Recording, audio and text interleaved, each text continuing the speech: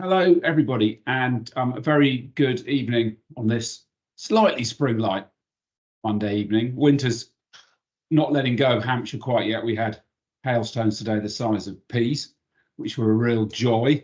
But we're getting there. So it's really, really good of you to join us this Monday evening. Just a couple of admin points, which are that session's being recorded, and we will then email you all that session. The session afterwards. If you've got any queries, you've got any questions, please use either the chat or the Q&A function, which will be in the boxes at the top of your screen, or should be. And I will endeavour during the webinar to stay on top of those and drop those questions in. If we don't get a chance to answer your questions before the end, we'll come back to you on email afterwards. So a couple of introductions. First of all, Nick Plunkett from Colour Start and Trica Care, who I'm sure needs no introduction because I'm sure all of you know about Colour Start's product. And if you don't, hopefully by the end of this evening's session, you'll understand a lot more about it. And hopefully we'll have busted some of those myths that may well be around that product. And also Adam Haste from Sentio Insurance, who is one of life's good guys. Not that Nick isn't, because Nick is, absolutely, but Adam is one of life's good guys when it comes to insurance, absolutely. And we absolutely recommend both Adam's insurance services and Nick with Colour Start and their services from the Hair Barber Council. For those of you that don't know me, my name is Gareth Pennell. I'm the registrar of the Hair Barber Council. And as I normally do at the beginning of these webinars, I just have a minute, 30 seconds to a minute, just giving you a quick update as to what we've been doing since the last webinar. And it's been a really busy time for the Hair and Barber Council. And that's kind of fundamentally been around two things. So firstly, our continuing lobbying for mandatory regulation, which is our holy grail, because we believe that it would actually help to solve a lot of the problems that the industry face, whether that is around taxation, whether that's around disguised employment, whether that is around illegal employment in some sectors like the barbering that we all know so much about. So we've been having lots of meetings around that. We've also had lots of meetings. Budget feels like a long time ago, I know, but we've had a lot of meetings. We met with the Chief Secretary to the Treasury, to discuss VAT, to discuss other taxation, other support that the hairdressing sector so desperately needs, whether that's for apprentices, because of course we all know the apprentice minimum wage went up by 21% at the beginning of this month, which is, you know, a burden that many salons are finding that they cannot continue to support. And that's a tragedy, not only for the individuals who may lose their jobs and their training, but also bigger picture for our sector as a whole, because in 5 years, who are going to be the next set of salon owners? And just in time, Colette has arrived. Hello Colette. So good evening, everybody. I'm sure you'll know Colette, but if you don't, Colette is the Vice Chair, Hair and Barber Council, and also the founder of Salon Owners United, and is a very welcome contributor to this session. So without further ado, I'm going to press a couple of buttons, share my screen, and we'll start cracking on with this evening's webinar, which is the importance of testing before colour. So just bear with me. Hopefully I'll share the right screen.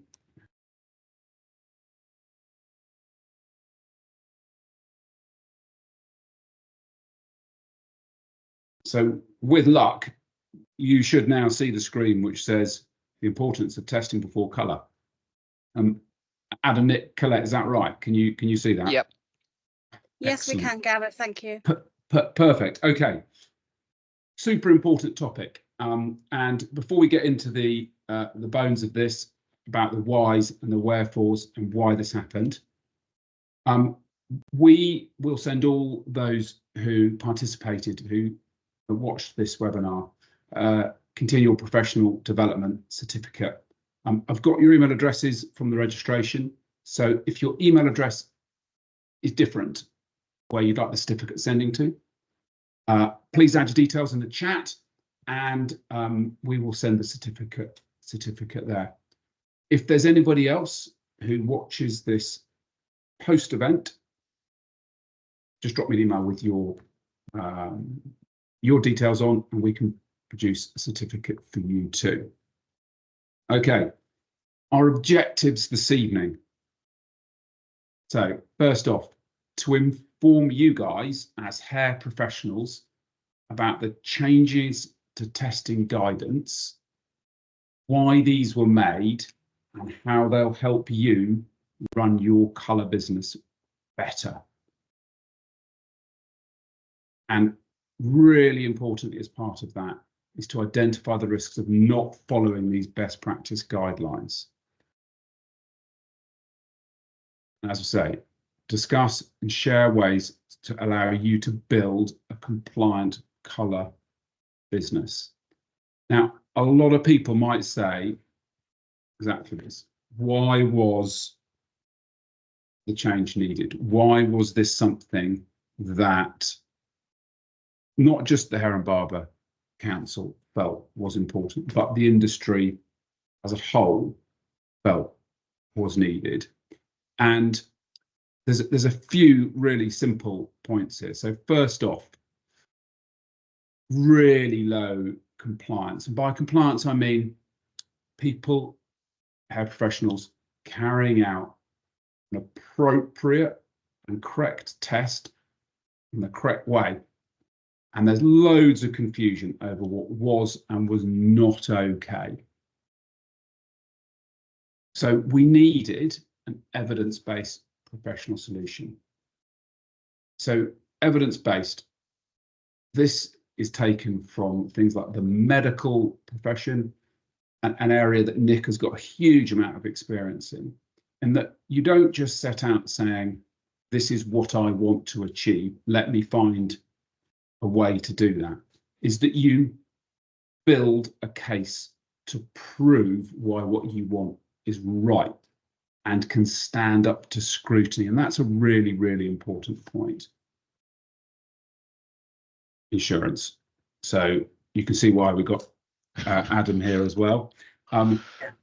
Change was needed because simply hair professionals, whether they're working in salon or whether they're working freelance, were finding that they were not insured because they were not completing colour testing correctly.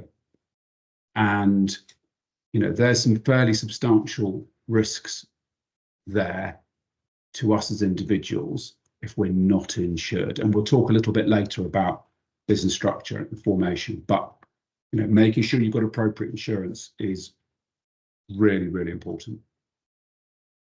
And then lastly, the explosion post-COVID of the posting of pots of colour for home testing. You know, that for us was something that really needed to be looked into because it hadn't really been done a great deal before. It was maybe a little bit under the radar, but you know, post lockdowns, the posting of pots for home testing has just gone through the roof. And we needed to understand whether that was okay or not.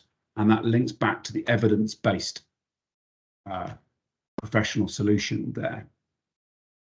So hopefully everybody would understand why change was needed. Remove the confusion. Provide you with cover. Okay, so the risks. We'll just look at the risks here about why should we test? Because, you know, we are very aware that often hair professionals don't. And they might not for various reasons. And I'm hoping that come the end of this webinar, with everything that we've all got to say, that by the end of this webinar, you'll have agreed that actually testing is something that helps benefit your business it helps protect you as a hair professional, and it helps protect your customer, the consumer. So why should we test and do so correctly? So consumer safety. And I don't know whether you want to jump in here at all, Adam, because of course the next point is insurance risk. But as hair professionals, we have a duty of care. Yep. To protect, to the best of our ability, the people that come to see us. Yeah, so under the Health and Safety at Work Act 1974, I believe it is, but I think it was updated in 2011.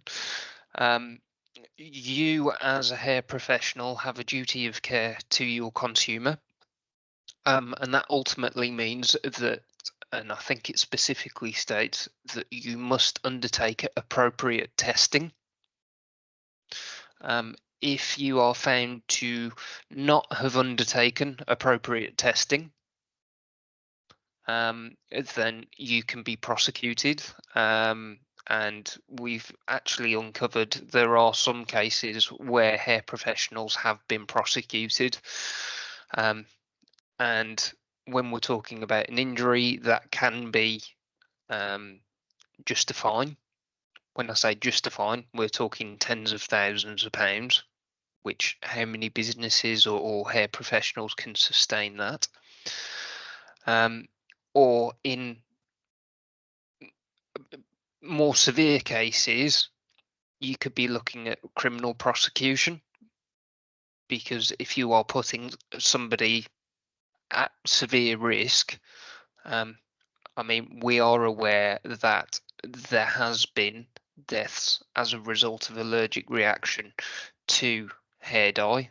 Not in the UK, may I point out, but there has been, and we've had that confirmed to us. So do you want to put yourself in a position as a hair professional where you cannot demonstrate effectively, and this is where it goes back to that evidence-based solution, that you haven't taken the appropriate testing? And in the event of an insurance claim being made, what will generally happen is the claimant solicitor will first and foremost go, where's evidence of the patch test? Regardless of anything else, because it acts as a barometer as to the professionality of the hair professional. Because if they're doing that bit correctly, they're more likely to be doing other aspects correctly.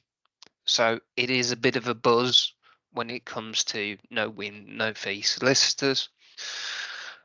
So the other point here, more on the insurance side, is a lot of policies, if you do not adhere to what they state you should be doing in terms of patch testing, then your insurance policy won't cover you.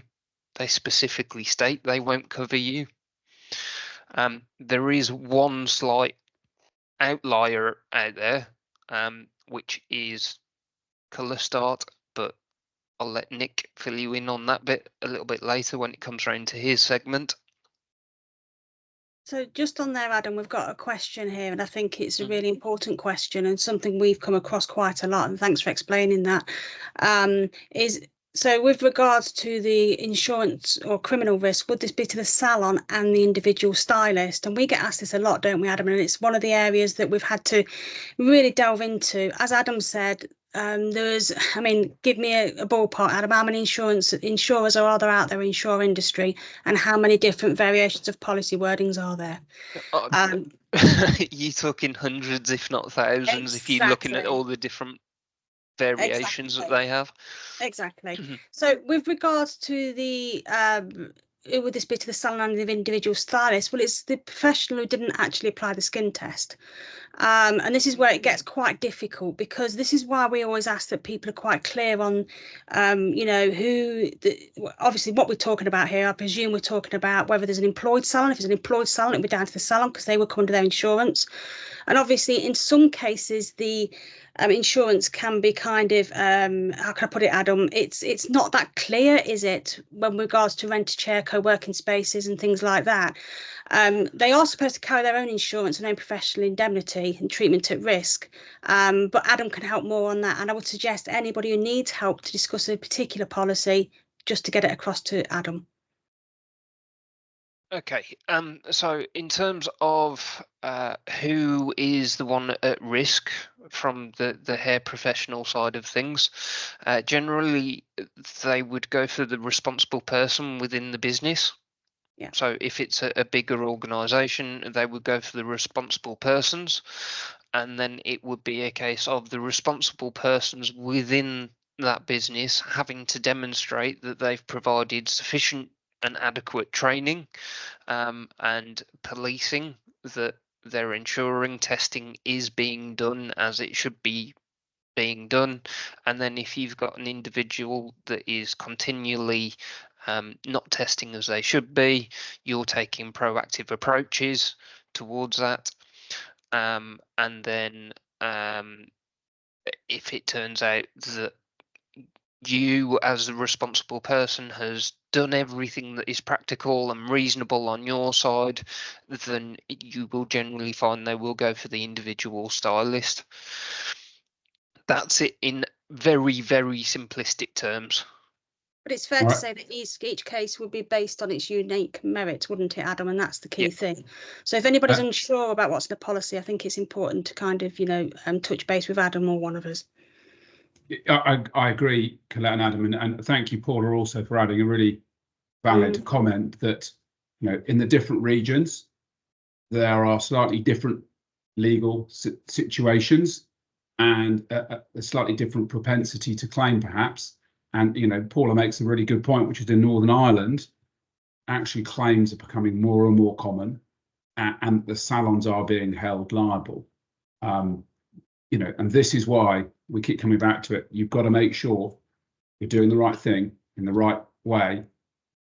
You document it, but then you also, worst case, have appropriate insurance in place. So I think we've covered off the other 2 points there, which is criminal risk and also the financial business risk to you as individuals or salon owners.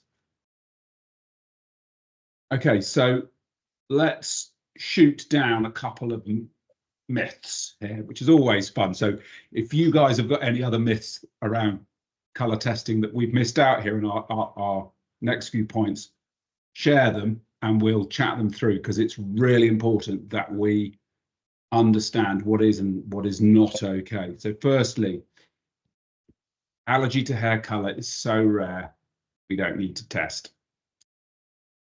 Yeah, wow. I mean, we hear this all the time, and it always makes my blood go cold, because we are the hair professionals. It is for us to do what is right, and you have whatever the percentage chance is of a reaction. Is that something that you would be willing to take?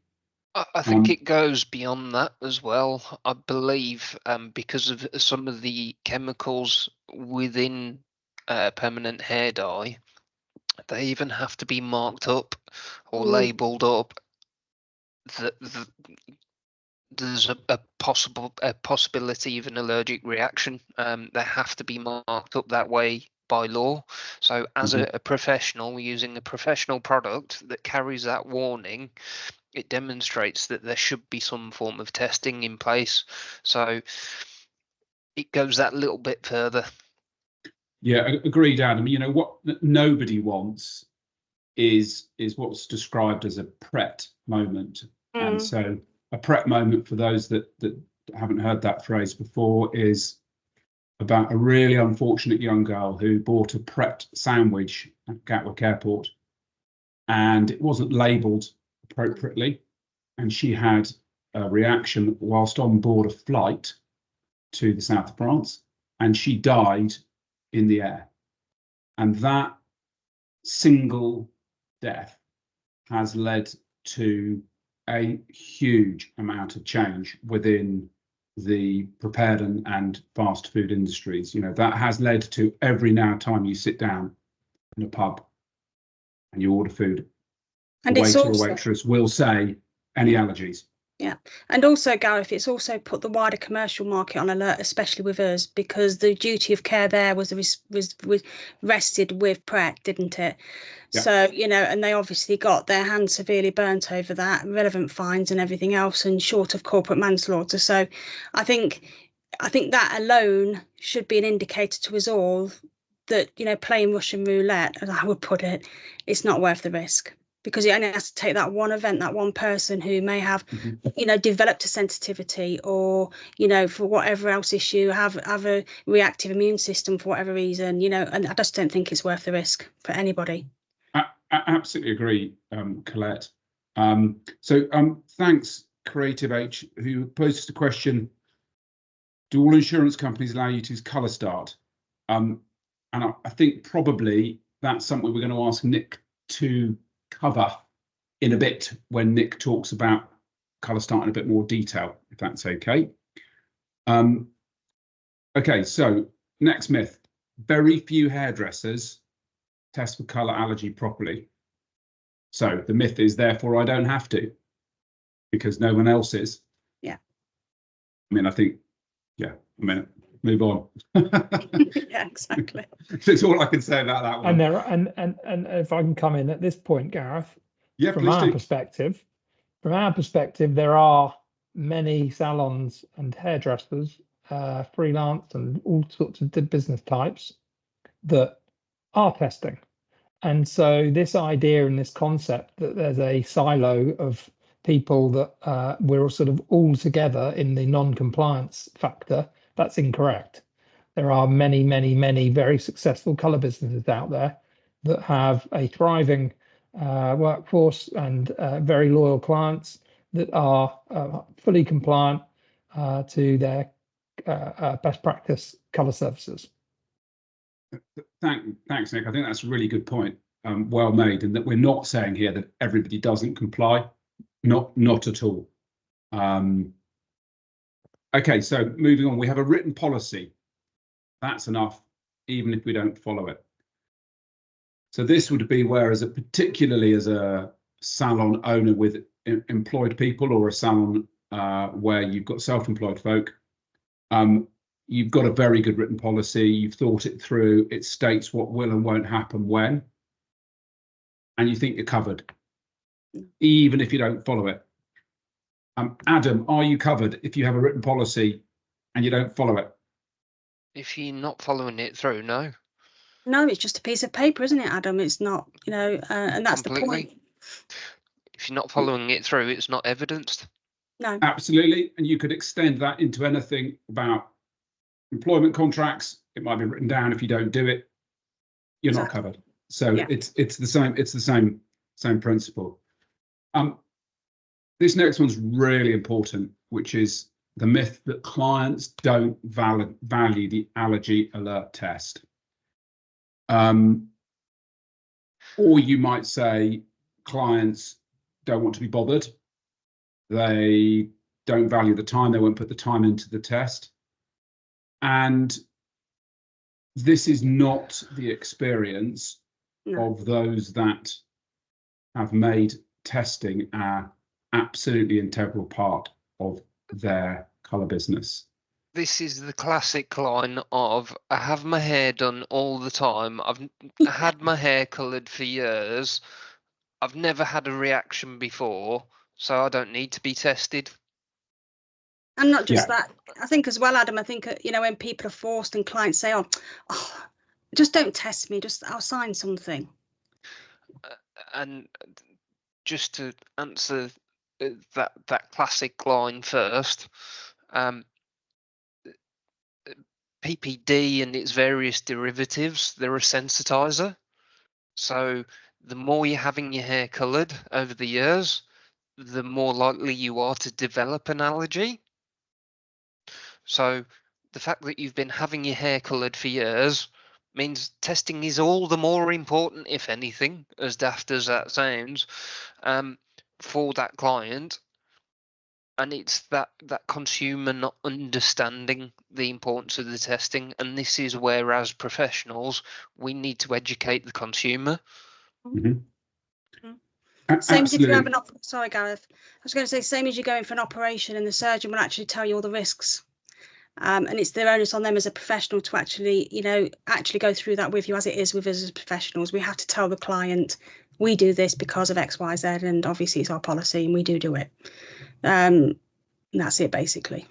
So really good point raised by Chris Guy, who many of you will know is one of our regular guests on the webinar. So Chris is a partner at RLK, who have been working really, really hard to try and get people the compensation they're due for things like business interruption insurance that wasn't paid during COVID.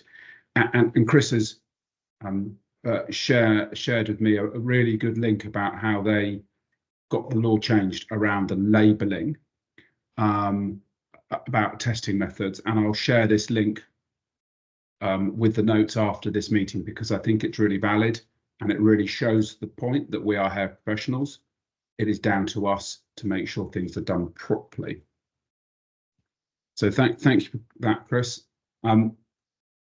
Last myth for the minute is, I'll post clients a pot of colour to test themselves at home. Comes back to one of the first points about why we're doing this. So obviously, I'd like to add one more onto that as well, onto that list. Go on, then. That manufacturers' instructions and colour brand protocols are the same thing. Good one, Adam, and absolutely, because that's what there's a lot of belief out there, isn't there, about that one? No, there are a couple of outliers in there. So census being one of them, whereby the two were the same, but for the most part, they're two completely separate things. Okay. Thank you, Adam. That's really, really good. Just being clear, isn't it? And that leads us on really nicely to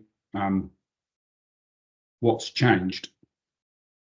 So what's changed here is that these organisations that you can see, so the Men's Hair Fed, Good Salon Guide, Hairdressing Council, the Fellowship of British Hairdressing, Freelance Hairdressers Association, the NHBF, and the Salon Employers Association all came together to provide clarity on what is appropriate. And I, as a regulator, this is exactly what we want to see the sector doing, which is coming together for the betterness, the betterness of the industry itself.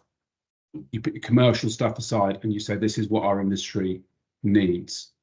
And, it's providing clarity, it's providing clearer instructions. It gives you more choice of testing as the hair professional. And it gives, really importantly, clarity on what's not acceptable. And this is the nub of the harmonised approach. So this has been designed for the specific needs of the hair profession. This, for those of you that work in beauty, this is not how this has been developed. Our evidence-based development here is around hair and the hair service. We want to provide choice that maximize client convenience, choice, and safety. And it comes back to that around safety. That is the key point that we keep coming back to here. And so the hair sector and the trade organisations recognise 3 systems for professional allergy alert testing. And we'll go through these and we'll talk about them in a bit of detail. And if you've got any queries on them, please pop them across. So firstly, allergy alert test instructions designated by manufacturers and printed in packaging and instructions for use. Colette, do you want to just give a bit more detail about exactly, or Adam for that matter, I don't mind which, exactly what that means? So firstly, the instructions with regards to the by manufacturers printed on packaging is what's basically in the box and on the leaflet. So that would tell you predominantly that every test is 48 hours generally before every colour, every shade, every time. And there'll be clear instructions on in every packet basically. And that is the manufacturer's AAT instructions. What I would point out is that's for the vast majority of manufacturers, majority, but as I pointed out, there are some outliers. Most notably, as I mentioned, you've got Debbie Digby Smith and Census, whereby they've merged it with another slide. But what I would also point out is that this test has primarily been designed for the consumer market, where consumers are dyeing their own hair. Yeah, so it's pretty much the same as a box colour instruction, isn't it, Adam? When you look at them, you know, against each other, that's what you'll be seeing. So quite right what Adam just said. It is more for commercial use than professional use. Okay, thanks, guys. Okay, so professional protocols. These are protocols designed for professional use only and conducted by a hair professional. So these are hair colour brand protocols, are applicable to their own products only, and hair industry trade organisation insurers have created protocols for use with any hair colour brand.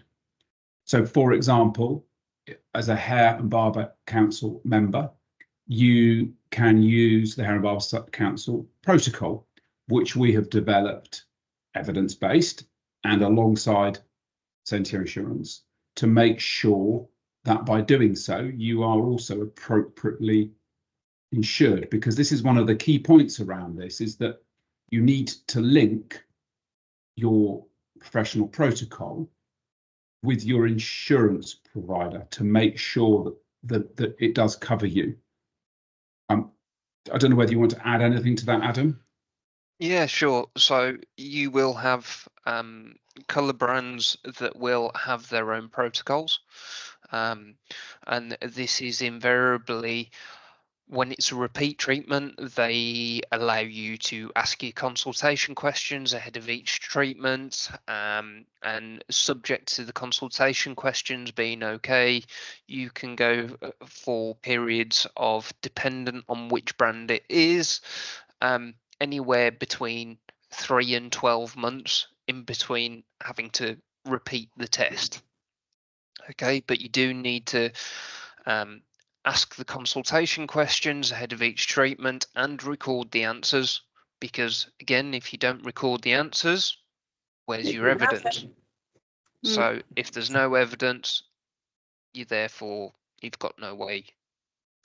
I'd extend that, Adam, though, to include the entire consultation, because you know, in this litigious world that you know we're slowly moving into, actually providing the evidence of the service that you've delivered is key, absolutely key. And you're quite right there, Gareth, because, you know, when we talk to like Adam said earlier, with regards to, you know, the kind of legal industry, you know, people don't just take, you know, seek legal recourse just because of skin testing. They seek it for different things. This is why we've included things within the protocol that would aid anybody actually, you know, using this protocol. For instance, we deal with, I don't know if you've got this later, Adam, but we deal with hair condition. So the whole service is covered here, which is really important. Yeah, good. Thank you. A couple of questions before we just move on. Go on. But in fairness, there are some other insurance providers and other bodies out there that do have their own protocols as well, just trying to be completely open and fair to everyone. 100%, Adam. I think it's really important that people are using a professional protocol. That is the key. If you're not sure, ask. And you are right there, Gareth, because one of the things that generally happens as well with the salons I've spoken to and individuals I've spoken to is they believe because they're using a particular colour brand and they follow the colour brand's protocol that they're covered. but that might not be reflected in their insurance policy. So, you know, I think that's really important to note as well. And I think you're quite right, to use a professional protocol means that obviously that's being considered for you. So we've got a couple of questions. I think one I can't really answer and one I can. So from Sue, can we comment on some bleach brands that say to skin test 48 hours before use? Can I cover that, Gareth, when I talk? Please, yeah, okay, we'll pause that one, Sue, thank you. And then Marcelo said, do any protocols allow you to carry out multiple AATs during the same visit? So, right, okay. In terms of that, if you were going to be having somebody that is having multiple changes of colour or multiple colours used on a regular basis, I think there is only one of these options that is suitable for you, and Nick will talk you through that one. Because otherwise you're going to be exposing someone to an awful lot of PPD in one foul swoop, which is not advisable because you're more likely to create a reaction. And the colour and that's why the colour houses say don't do it, basically. Yeah. So yes, Marcelo, colour start.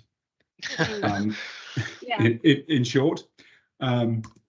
Okay, so then the third is the option here under this harmonised protocol is universal allergy screening tests. So these are tests that are licensed as medicines for consumers to use at home to screen for the most common hair colour allergen, which is PPD.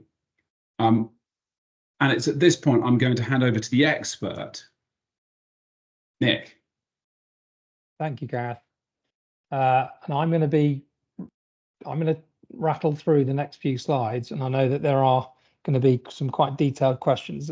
I'll try to cover on as much as we possibly can. One's come up already, and I can't see who it's from now. Oh yeah, I can. There you go. So one's also one's come up from Scott, and just heard another one there. This is about colour start. Now, the point about colour start is it's a test that has been licensed by the Medicine and Healthcare Regulatory Agency in the UK as a hair colour allergy test. It is a hair colour allergy test using the most common allergen in hair colour called PPD. And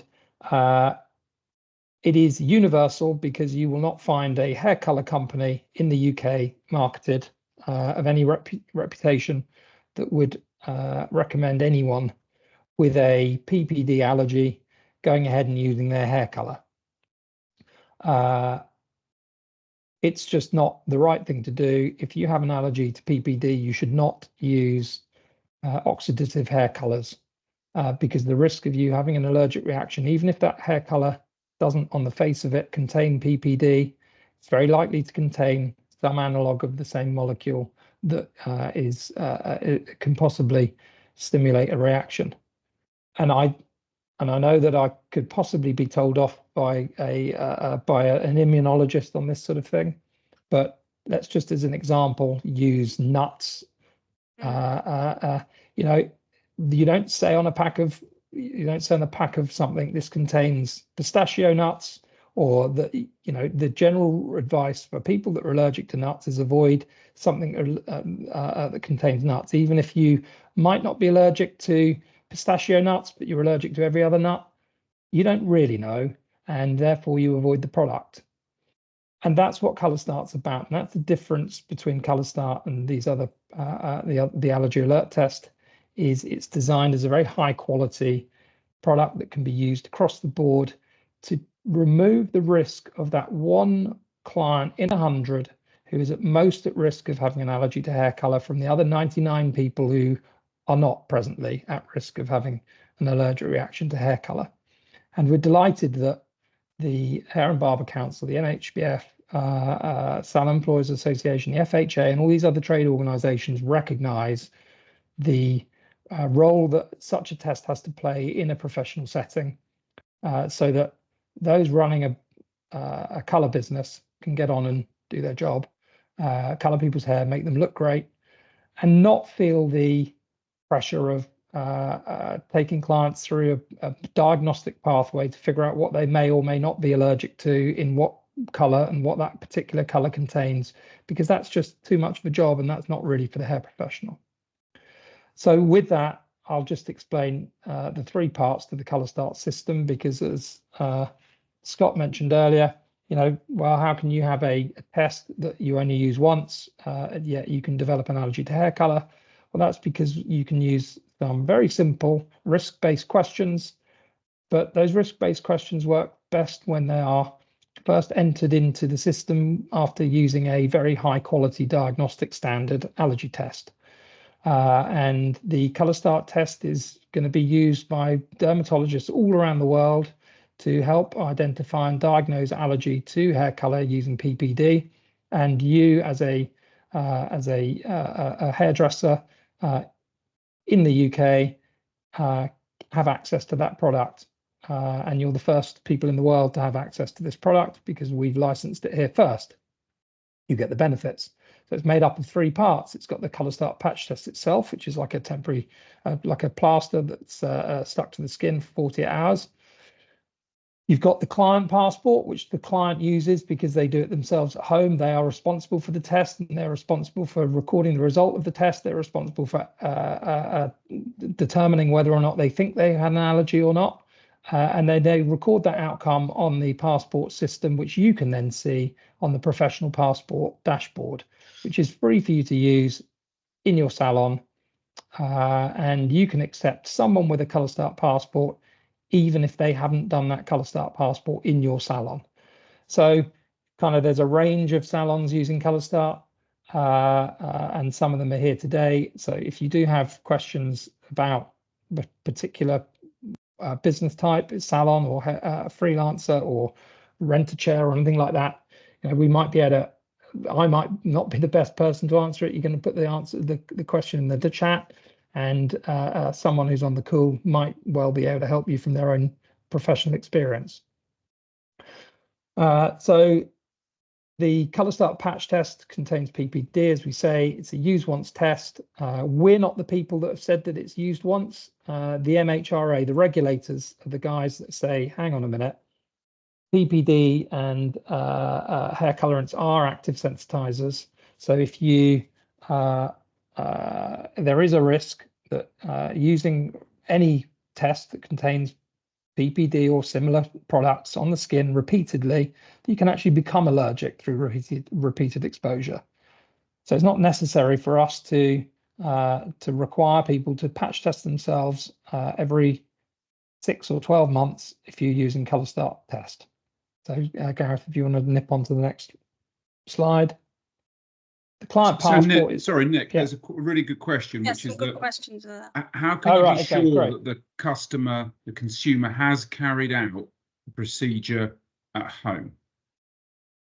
Okay, well, two parts to that answer. The first part is they are given the Colour Start passport app by you, or they're signposted by you to that platform. It is a client's responsibility to do the test. Your responsibility is to signpost your client to the product and to the technology platform for them to do the test. If your client then decides that they don't want to do the test, or they try and they pretend to do the test or anything like that, then that's not your responsibility. That's our responsibility over at Colour Start. If they decide that they don't want to go about it, it's not the hair professional's responsibility for that. The relationship between the client and Colour Start keeps the hair professional separate. All you're required to do is firstly invite your client to join Colour Start Passport, give them the right information about the product. If you like to retail the product to them, you can do. If you prefer not to have to retail the product to the client or get involved in getting the product to the client, you can signpost them to other ways of accessing ColourStart. You can get it through Salon Love, I think is an app that, that clients can use to buy products, or they can get it through Colour Screen Me. And those products ColourStart gets sent directly to your client. Okay. We've got a really good question here, Nick. Thank you. I think it's just worth putting it in. Because I think this happens a lot in salons. What about clients who do have a reaction? Can they just take a break from colour for a few months and repatch test? And if so, how many months? No. I'd say no. Is the answer. Regrettably, once you're allergic to hair colour, You're allergic to hair colour. You're allergic to hair colour. I'm going to add some nuance to that, which is there are people out there that have an allergy to hair colour, and they will say that I've used hair colour, not a problem. And that's true.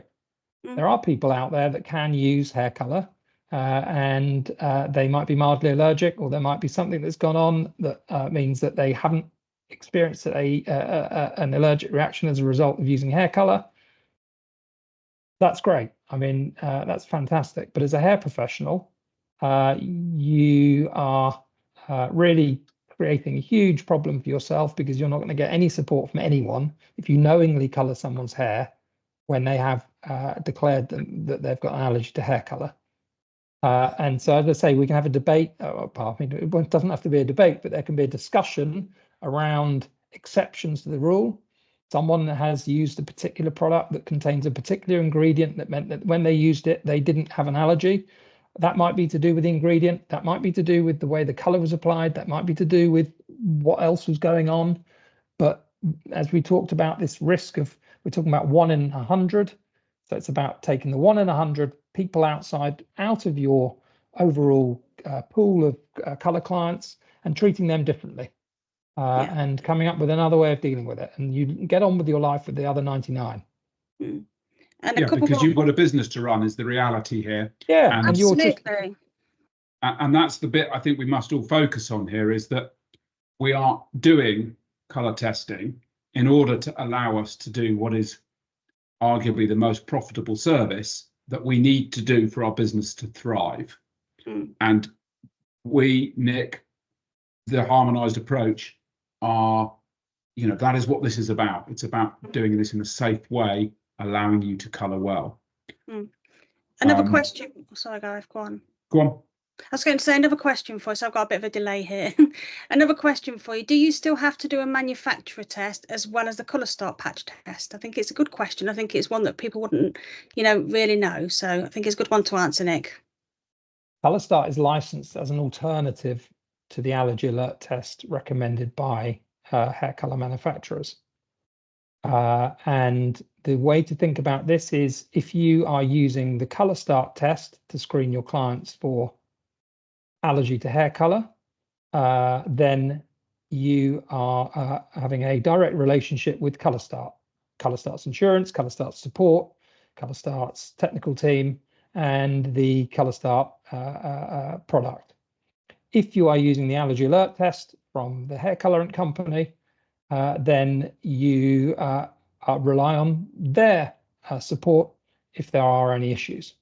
And that is the shared position with many of the hair colorant manufacturers, that their position on ColourStart is very straightforward. And I know that through the kind of the drums and the hearsay and all the rest of it, it gets a bit confused.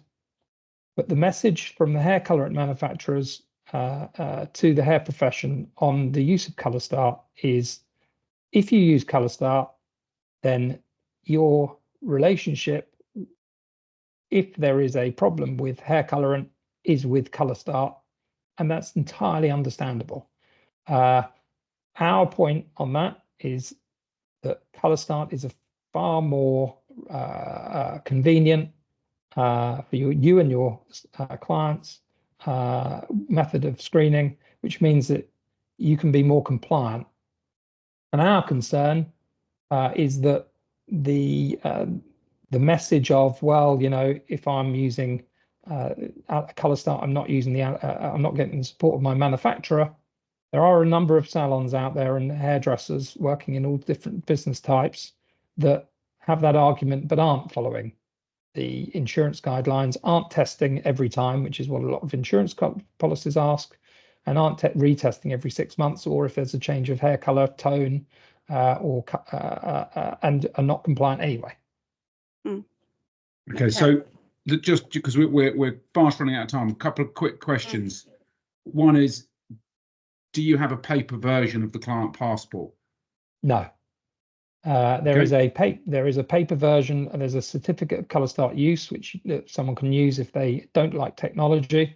But the whole of the passport system and the audit trail around it depends upon there being the technology platform. There are solutions that we can help you with if you have clients that find technology difficult, but ultimately it's a technology platform. Okay. And last one for the minute, which is the patch test has PPD content, but darker colours contain a greater concentration of PPD than lighter colours. What is the concentration of PPD in the colour start patch test?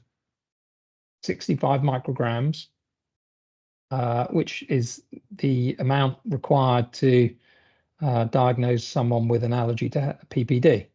And I think, as we sort of touched upon earlier, that means that it is the right amount of PPD to present a positive reaction, but not too much so that it creates an active sensitization and makes someone who isn't allergic. That's relevant because it doesn't matter what the hair color contains, how much PPD it contains. The guidance of the profession through this harmonized testing protocol is, if your client has an allergy to PPD, they should not be using hair color. It doesn't matter how much PPD is in it or how much of any other ingredient in it. Yeah. Okay. So do you want to keep moving on with your client passport? No, I mean, I'm done. I've Gareth, you can just, I think I've really covered the points. I mean, there are 3 parts to Colour Start. There's the Colour Start test. There's the Colour Start client app, which they use to record their result. It's owned by the client. They pay for the test. They pay £15 for the Colour Start test, and they go ahead and share that result with you. It is worth, therefore, just touching on a couple of points that come up and preempting some of the questions. So I saw that in that myth section, there was this thing about clients not liking testing. Clients really value being looked after properly, and they really value the pre-salon or the pre-treatment experience, that kind of extra level of care that they may get. And that presents itself in the numbers. On the previous slide, we had the 95% of 96% were confident having their hair coloured using Colour Start. 77% thought they were more professional using Colour Start. You know, this is good for the reputation and the profession. And then on the next slide, preempting the question about price. Price is something that we hear about a great deal. It's not the issue that people somehow perceive it to be.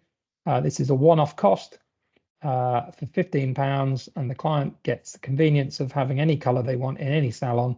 They only have to use it once. They may choose to reuse it, or the screening questions that may come about from, for example, Scott mentioned, you know, if there are screening questions that indicate that someone might have an issue, then they retake it. But once clients are on Colour Start, and Shirley, I may probably, here, once they are on Colour Start, they would never want to relinquish that passport. You know, they like having this product.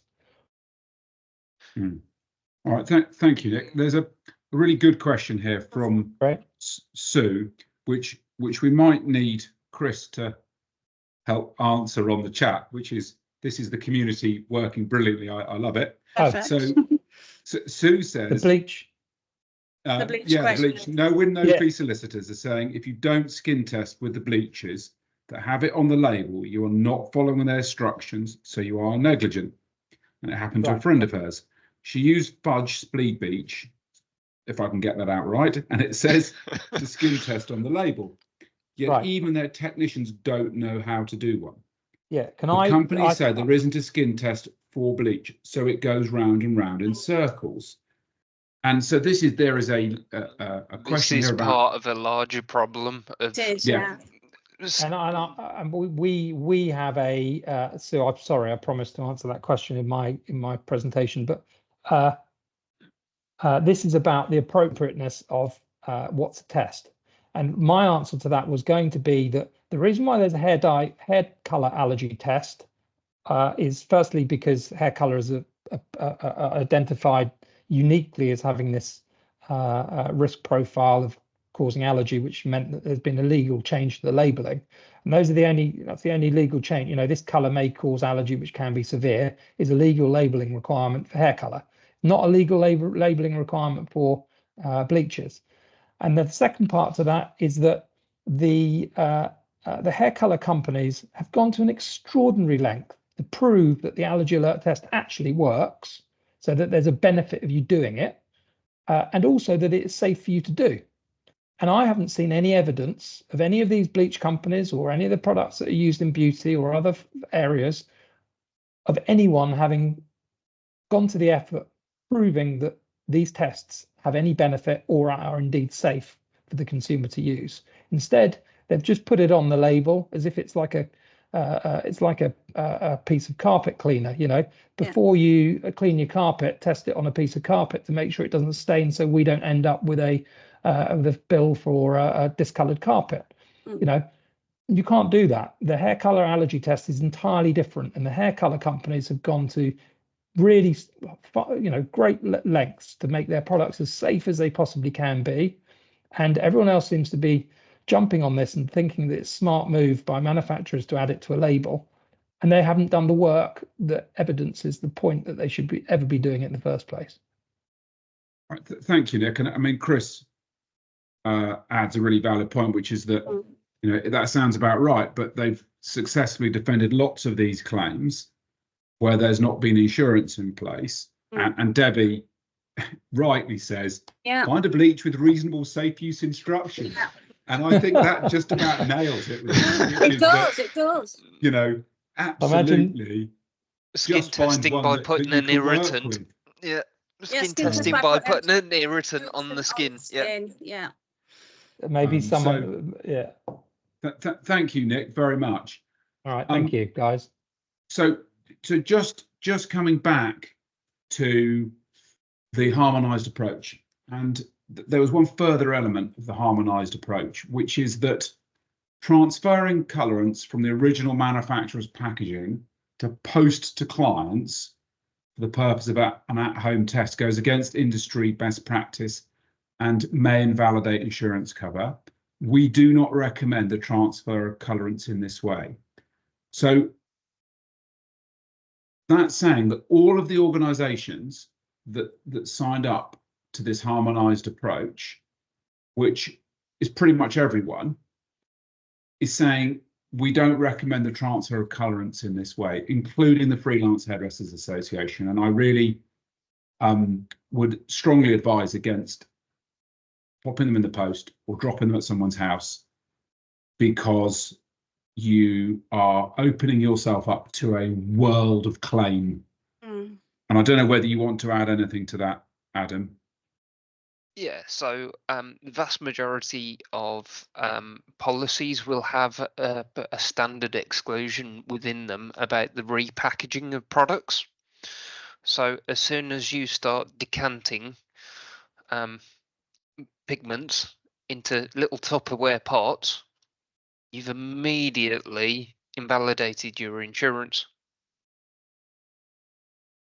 Yeah. So there's no further conversation beyond that. No. And you know, and this is why we like working with Adam, and we recommend Adam and Sentio, because Adam is looking for your best interest as the hair professional and will advise you about what is and what is not appropriate insurance for your business. and that needn't cost the earth. No. I think is the key point here.